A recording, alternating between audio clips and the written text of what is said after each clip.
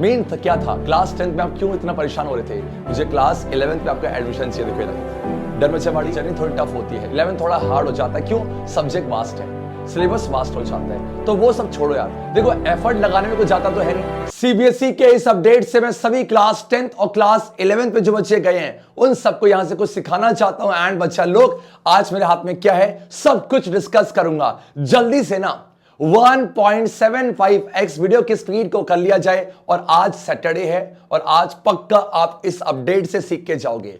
और जो मेरे प्यारे बच्चे क्लास 10th में अब आए हैं उनके लिए वीडियो मस्ट है, ध्यान से देखना, बहुत कुछ सीखोगे, एक प्लान सीखोगे। प्लान बहुत जरूरी है कि क्लास 10th अब कैसा कटेगा। और जो क्लास 11th पे गए हैं उनके लिए भी छोटा सा एक अपडेट है, मजा आएगा, पूरा सुनना। उसके बाद भी लगे ना सर आपने हमारा टाइम वेस्ट कर दिया, नीचे कमेंट सेक्शन खाली है। अगर लगे नहीं सर आपने हमारी आंखें खोली है, कुछ तो सिखाया है, तो आप जरूर जरूर जरूर लिखना। Santosh sir you are always OP. चल बिगिन करते। देखो सबसे पहले यार सीबीएसई के रिजल्ट आने के बाद पहले सबसे पहले उन सभी मेरे प्यारे प्यारे बच्चों जिन्होंने बहुत शानदार तरीके से मेहनत करी और यस कुछ ऐसा अनअकैडमी का रिजल्ट हमारे पास आया, उन सभी बच्चे को कांग्रेचुलेशन। सभी को, बहुत सब बच्चों ने फोड़ा है डर, तो इसके लिए बधाई हो। और जिन बच्चों का रिजल्ट आया है आप एक बार फिर से ना अपना परसेंटेज में लिखना। चलो क्या है, ये तो था बच्चा आपका रिजल्ट हमारा क्लास 10th का। ओके आ जाओ अब जल्दी से मेरे प्यारे बच्चों, एक बहुत बड़ा अपडेट ये था कि ये रहा, ये आपके पास यार, ठीक है। रिजल्ट आने के बाद कुछ बच्चे ऐसे थे जो अपने रिजल्ट से सेटिस्फाई नहीं थे। इन दैट केस सीबीएसई ने एक अपना नोटिफिकेशन इशू किया था, कहा था कि ठीक है अगर आप सेटिस्फाई नहीं हो तो आप 3 स्टेप्स में आप अपने आप को सेटिस्फैक्शन ला सकते हो। कैसे?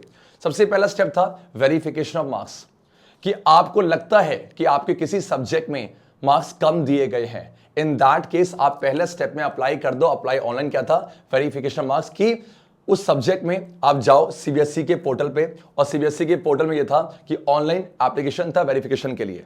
अगर मान लिया जाए कि आपका, तो ये जो फॉर्म की जो डेट थी वो कितना था, देखो चेक करो आपका, यस आपका 16 से आपका 20 था।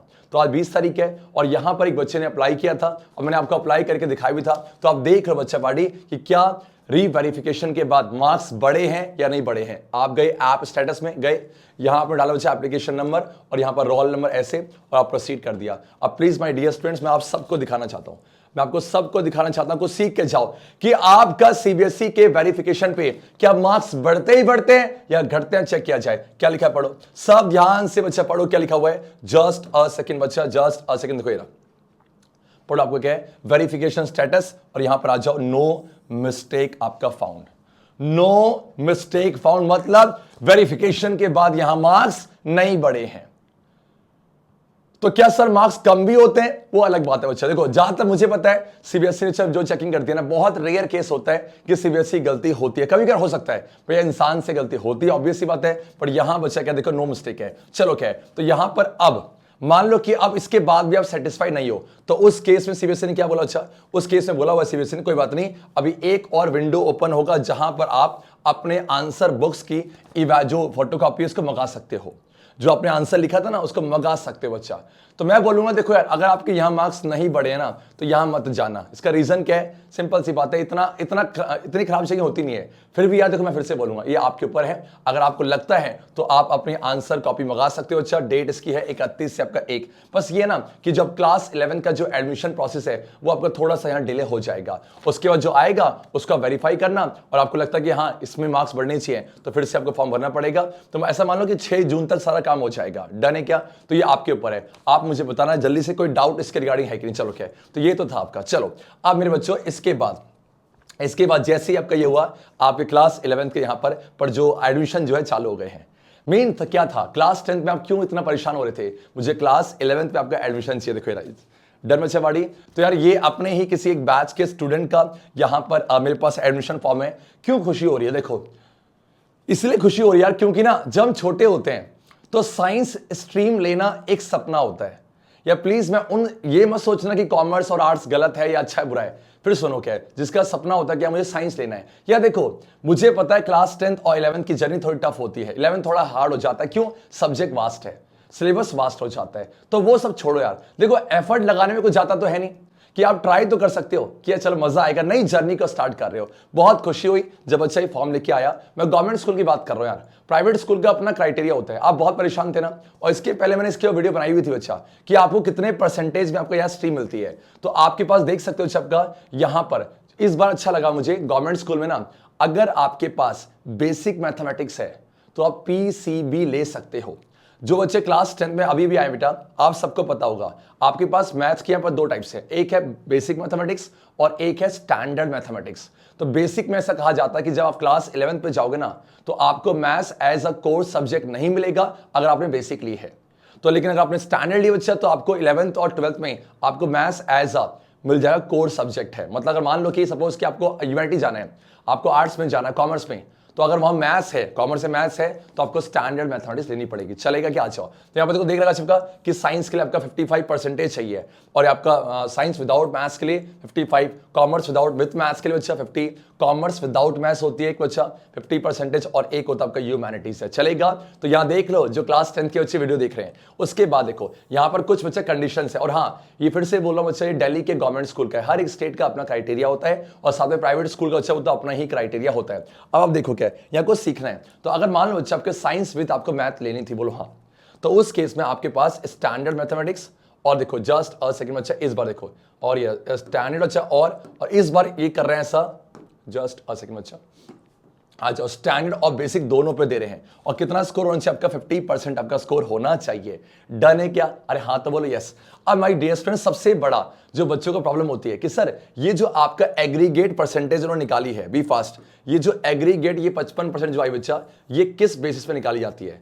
तो क्यों ना जल्दी से जो मेरे प्यारे बच्चे क्लास 10th में आए हैं या जो 11th में गए हैं, ये क्लास 10th की आपने परसेंटेज निकाली कैसे है, वो मैं जल्दी से आपको सिखाता हूं कि क्लास 10th की परसेंटेज को निकाला कैसे जाता है। तो ऐसे बच्चे, मैंने यहाँ पर एक बच्चे का रिजल्ट यहाँ डिस्प्ले कर रखा है, आई होप आपको दिख रहा होगा सबको विजुअल सबका। Just a second my dear students, आ जाओ, चलो क्या देखा जाए। सबसे पहले ये आपके पास क्लास 10 का रिजल्ट है। डन बच्चा, आ जाओ क्या, यहां देख सकते हो कौन कौन से सब्जेक्ट काउंट किए जाते हैं परसेंटेज के लिए। अब ध्यान से देखो, यहां बच्चा बोल क्या, ये मैथ्स, साइंस और एसएसटी, बोलो मैथ्स, साइंस, एसएसटी, इसे कहा जाता है कंपलसरी सब्जेक्ट है। ये कंपलसरी सब्जेक्ट है बच्चा, इसके मार्क्स आपके काउंट होने ही होने हैं, चाहे आप आर्ट्स लो, चाहे आप साइंस लो, चाहे आप कॉमर्स लो। उसके बाद आपका जो इंग्लिश और जो हिंदी बच्चा, ये आपकी लैंग्वेजेस हैं, बोला जाए आपका ये आपकी लैंग्वेज सब्जेक्ट है। तो यहां पर देखो 3 आपके कंपलसरी और 2 आपके लैंग्वेज, ये काउंट होंगे। तो सर मुझे ये बताओ कि एडिशनल क्या था, एडिशनल लेने का फायदा क्या हुआ? आप देख सकते हो इस बच्चे के माय डियर स्टूडेंट्स आपके 2 एडिशनल सब्जेक्ट हैं, एक आपका है आईटी और एक आपका संस्कृत है। अब एडिशनल के अंदर मैं बहुत क्लियर कट आपको समझाना चाहता हूं, क्योंकि जब आप क्लास 10 का रिजल्ट को अनाउंस करोगे, उसके बाद जब उसके परसेंटेज को कैलकुलेट करोगे, तो अब हर जगह एक ही बात सुनोगे, बोलो क्या? हर जगह बच्चा एक ही बात सुनोगे, बेस्ट ऑफ 5 रूल्स। तो माय क्वेश्चन इज दैट कि सर ये बेस्ट ऑफ 5 होता क्या है? तो बेस्ट ऑफ 5 बच्चा आपको परसेंटेज को निकालने काम आता है। ये कैसे निकाला जाता है? सुनो क्या है, ध्यान दो बच्चा, बेस्ट ऑफ 5 में ध्यान दो, हम एडिशनल को काउंट नहीं करते बच्चा। आपके बेस्ट ऑफ 5 बच्चे यही होते हैं, आपका यही काउंट किया जाता है। डन है क्या? तो सर एडिशनल लेने का फायदा क्या हुआ? एडिशनल लेने का फायदा माय डियर स्टूडेंट्स ये हुआ कि मान लिया जाए कि आपका देखो ये जो आईटी है, एडिशनल के अंदर जो आईटी ना बेटा, ये आपका है एसई क्या होता है? Skill elective, skill elective. और जो संस्कृत है ये भी एडिशनल है, बच्चा ये आपका लैंग्वेज है। बी फास्ट, संस्कृत आपका लैंग्वेज है और ये आपका स्किल इलेक्टिव है। मान लिया जाए अगर ये जो 3 सब्जेक्ट्स हैं, ये जो 3 कंपलसरी सब्जेक्ट्स हैं, अगर इनमें से कोई बच्चा क्लास 10 पे एक में फेल हो जाता, उसका स्कोर 33 नहीं आ पाता, उससे कम आता। और ध्यान दो, अगर इन तीनों में से मैथमेटिक्स, साइंस और एसएसटी में से किसी एक बच्चे के मार्क्स 33 से कम होते, इन दैट केस अगर एडिशनल में, ध्यान दो, अगर एडिशनल में बच्चा आपका स्किल इलेक्टिव है, लैंग्वेज नहीं कह रहा मैं, अगर एडिशनल में स्किल इलेक्टिव है, तो ये स्किल इलेक्टिव बात कर रहा हूं, ये उस मैथ्स को रिप्लेस कर देता। मतलब ये वाला उसकी जगह आ जाता और आप पास हो जाते। परसेंटेज तो आपकी वैसे ही निकलती बच्चा। डन है क्या? बात समझो। तो ये जो आईटी है ये इसको रिप्लेस कर देता। डन है क्या? हाँ जी सर। उसके बाद सर ये संस्कृत क्या? देखो अगर मान लो आपका एडिशनल बच्चा संस्कृत है, तो उस ये तो लैंग्वेज है, तो एक लैंग्वेज को ही रिप्लेस कर सकता है। अभी फास्ट, आईटी स्किल एक्टिव है तो 3 को रिप्लेस कर सकता है, बट संस्कृत तो लैंग्वेज है, तो अगर मान लो कोई बच्चा हिंदी पे फेल होता, मान लो कोई बच्चा हिंदी फेल होता, तो ये संस्कृत उसकी जगह आ जाता और वो बच्चा पास हो जाता। मतलब ऐसा मान लो कि जो लैंग्वेज है वो लैंग्वेज को रिप्लेस कर सकता है, और जो स्किल इलेक्टिव है वो आपका एक कंपलसरी सब्जेक्ट को रिप्लेस कर सकता है।